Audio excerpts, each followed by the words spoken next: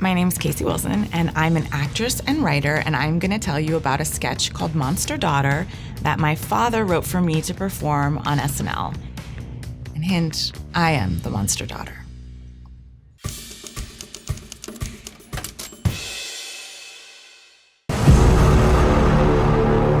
So about 14 years ago, my mom passed away, and that was the same time I got on Saturday Night Live. So my dad wrote a sketch for me about our relationship and how I was angry that he had started dating other women. So Monster Daughter opens in my childhood home, and Paula is there, and Paula is my father's girlfriend. And Paula is played by my father, Paul, in drag.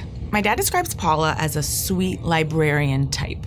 And I would portray the monster daughter, who he has inexplicably as like an ultra-modern biker chick. Hey, Dad! Just like a nasty, spoiled brat with a bad attitude.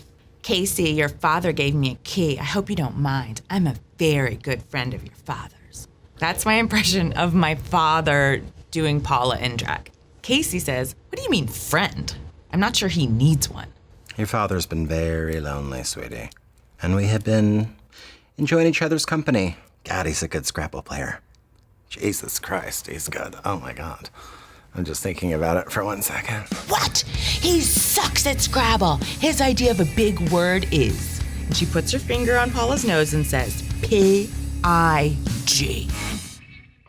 Well, I think your father would disagree, okay? What do you do, Paula? Are you in parentheses, breaking into song, Madam Librarian? Then I pull off Paula's neck scarf. I love that. You're like a singer and a magician rolled into one. And my dad loves my singing voice, so he's still playing to my strengths. You have a beautiful singing voice. Well, if you must know, I was a bit of a researcher for many years in the Cal State system. And I have been recently laid off. Well, isn't that a coincidence? Because I want you laying off my dad. Honey, that is our decision. Okay, and your father's a sterling man. You know, you actually... And then I yelled to Paula, I knew it! I knew it! I knew you were after the sterling silver. That's mine, from my mom. I only meant... And Casey says, I knew what you meant. Fill him up with wine, have him choke down Viagra, put Levitra in the roast like it was garlic. Then Casey leans forward, and they're nose to nose. And Casey says, then use him for your bookworm pleasures. There's a lot of sexual innuendo, which is uncomfortable.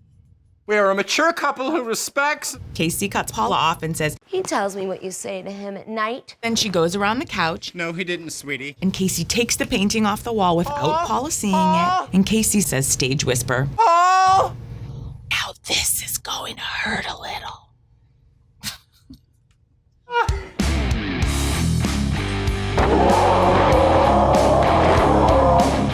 Crashes the painting on her head and says, you boiled over, bitch, and does a flying wrestling drop kick.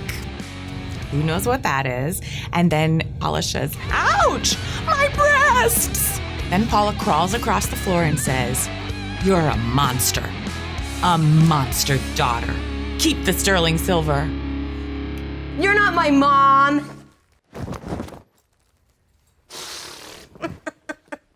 And then Paul appears, Casey? in parentheses, the Paula actor, not in drag. Have you seen Paula? I haven't. Then we end up on an extreme close-up of Casey's face where she smiles with satisfaction like, there goes another one. And I hate to say this because I love my father so much, but I did what any monster daughter would do, and I distributed it wide to the whole office. So I did pass it along to the powers that be. The response to Monster Daughter was pretty unanimous, that it was a hit. It's an amazing piece of work. Written on 5 cups of coffee in probably 5 minutes. Again, I want to stress, I don't think he was conscious of how he basically wrote a sketch about how much he finds me to be such a terrible daughter. And you might not think that, you might not believe that, but that's the truth.